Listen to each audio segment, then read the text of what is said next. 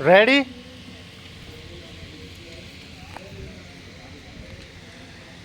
Start. विश्व की आबादी का लगभग आधा हिस्सा महिलाओं का है, जो पुरुषों की अपेक्षा कुल काम का 2/3 हिस्सा करती हैं और आज भी कुल आमदनी का लगभग 10वां हिस्सा पाती हैं। महिलाओं के काम के घंटे अमूमन पुरुषों की अपेक्षा अधिक होते हैं, क्योंकि बच्चों की देखभाल से लेकर घर की सारी जिम्मेदारियां अधिकतर महिलाओं की होती है। हालांकि पुरुष भी अब घर के कार्यों में मदद करने लगे हैं, पर उनकी संख्या बहुत कम है। इसके अलावा आय अर्जन में भी महिलाएं अपनी भूमिका निभाती हैं। फिर भी अधिकांश महिलाओं को आज भी कुपोषण और स्वास्थ्य संबंधी समस्याओं का सामना करना पड़ता है। खासकर गांव की निरक्षर और अल्प शिक्षित महिलाओं के पास पढ़ने लिखने का समय नहीं है। जो थोड़ी बहुत पढ़ी लिखी हैं, उनके पास सुविधाओं का अभाव है। ऐसे में महिलाओं का सही मायने में सशक्तिकरण आज भी मुख्य मुद्दा बना हुआ है। पैरा। दरअसल सशक्तिकरण आज विकास की मुख्यधारा का एक बहुप्रचारित शब्द है। यह एक ऐसा विचार बन गया है जो केवल एक व्यक्तित्व की पहचान से संबंधित नहीं, बल्कि विस्तृत अर्थों में यह मानव अधिकारों और सामाजिक न्याय का विश्लेषण भी करता है। एक सशक्त व्यक्ति वह है जो अपने अंदर आत्मविश्वास और आत्मसम्मान का अनुभव करता है, जो अपने सामाजिक और राजनीतिक वातावरण को समझने की विश्लेषणात्मक दृष्टि और उन निर्णयों को बदलने की क्षमता रखता है जिनसे उसका जीवन प्रभावित होता है। पैरा।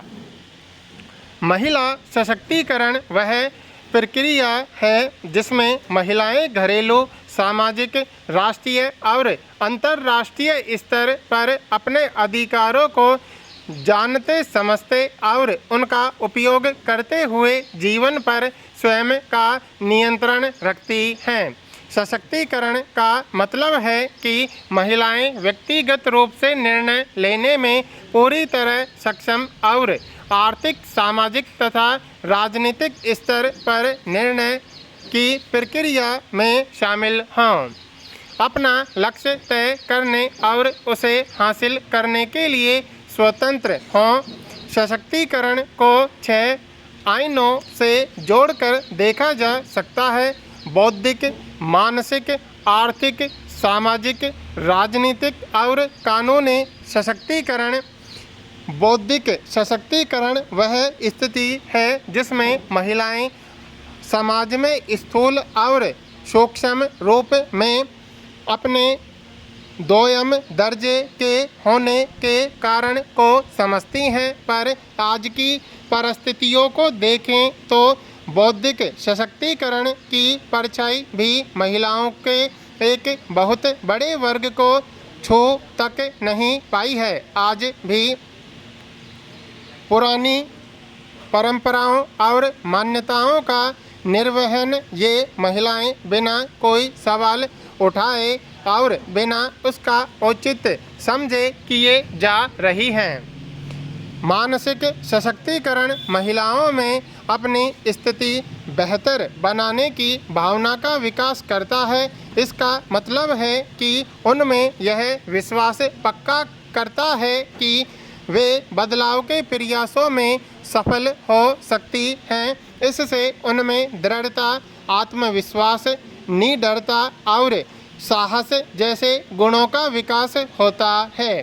पर मानसिक सशक्तिकरण भी महिलाओं के संदर्भ में कोई मायने नहीं रखता, क्योंकि जब वे अपनी अवस्था में बदलाव या परिवर्तन की कल्पना ही नहीं कर सकती, तो उसे बेहतर बनाने के प्रयास करने का तो सवाल ही नहीं है।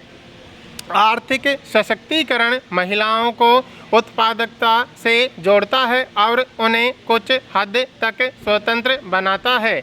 बड़ी संख्या में महिलाएं उत्पादकता से जुड़कर धन अर्जन करने लगी हैं, पर इनमें से अधिकांश उस धन को खर्च करने का अधिकार नहीं रखती, इसलिए कि वे बौद्धिक और मानसिक रूप से स्वतंत्र नहीं हो पाई हैं और कानूनी जानकारी का भी उनमें अभाव है।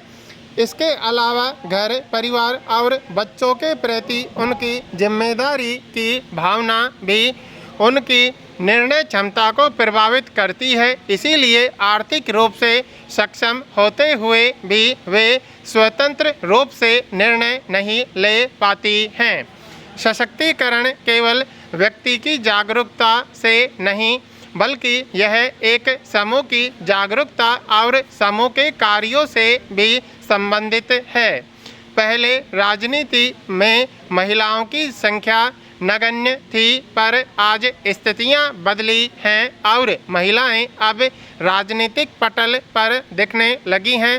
राजनीति में 33% आरक्षण ने महिलाओं के लिए विकास का एक नया रास्ता खोला है।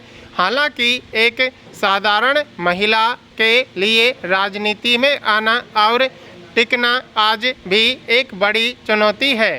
अगर ग्रामीण इलाकों में देखें तो वहाँ की स्थिति में भी बहुत ज़्यादा बदलाव नहीं आया है, जहाँ महिला सरपंच का पति, बेटा या ससुर ही उसका सारा कामकाज संभालते हैं। सामाजिक सशक्तिकरण समाज के विभिन्न वर्गों, संस्कृतियों और कार्यों के बीच शक्ति विभाजन में बदलाव की एक प्रक्रिया है। पहले महिलाएं सामाजिक विकास के पहलुओं से अनभिज्ञ हुआ करती थीं, पर आज परिदृश्य बहुत बदला हुआ है। महिलाएं समाज की स्थितियों पर न केवल नजरें रखे हुए हैं, बल्कि सामाजिक विकास की पूरी प्रक्रिया में सक्रिय हिस्सेदारी निभाने की कोशिश में जुटी हैं। लेकिन केवल महिलाओं की हिस्सेदारी से उनका सशक्तिकरण संभव नहीं है। पुरुषों को भी महिलाओं के सामाजिक सशक्तिकरण में अपनी भूमिका सुनिश्चित करनी होगी। महिलाओं की सुरक्षा के लिए कई कानून देश में बने हुए हैं, मगर महिलाओं की सुरक्षा आज भी एक अहम मसला बना हुआ है और यह चिंता का विषय है। महिलाओं को विभिन्न कारणों से परिवार और समाज में प्रताड़ित करने, घरेलू हिंसा और यौन हिंसा जैसे अपराध कम नहीं हो रहे हैं। ऐसा क्यों है? इसके कई कारण देखे जा सकते हैं। सबसे पहला कारण तो जानकारी का अभाव है। जिन लोगों के लिए ये कानून बने हैं उन्हें पता ही नहीं है। अगर पता भी है तो किस तरह इसका लाभ उन्हें मिल सकता है, इसकी जानकारी का अभाव है। दूसरा कारण है कि अगर महिलाओं के फायदे के लिए कानून बने हैं तो उसी कानून में कई ऐसे छिद्र भी हैं जिससे अपराधियों को समय पर सज़ा नहीं मिल पाती या वे संदेह के लाभ में बरी कर दिए जाते हैं। तीसरा कारण मान सकते हैं पुरुष प्रधान समाज की मानसिकता को, जहां आज भी पीड़ित महिला को ही प्रथम दृष्टया कसूरवार मान लिया जाता है। इसके अलावा महिलाओं के मानसिक और बौद्धिक रूप से सशक्त नहीं होने के कारण उनमें साहस, आत्मविश्वास और दृढ़ता जैसे गुणों की कमी है। ज़रूरत इस बात की भी है कि समाज की उस मानसिकता को बदलने के लिए प्रयास तेज किए जाएं, जहां महिलाओं को आज भी केवल एक वस्तु या परिवार की इज्जत के रूप में ही देखा जाता है, न कि एक इंसान के रूप में। कुल मिलाकर महिलाओं के सशक्तिकरण का प्रयास अभी पूरा नहीं हुआ है। इस दिशा में अभी काफ़ी कुछ किया जाना बाकी है और खासकर महिलाओं को मानसिक और बौद्धिक रूप से जागरूक और सशक्त बनाने की बेहद ज़रूरत है। वैसे साक्षरता महिलाओं की स्वतंत्रता के लिए सबसे जरूरी और अहम साधन माना गया है, जो उन्हें ज्ञान, कौशल और आत्मविश्वास के जरिए विकास की मुख्य धारा से जोड़ता है। अगर समाज की हर एक महिला साक्षर हो जाए तो हमें उन्हें सशक्त बनाने में आसानी होगी।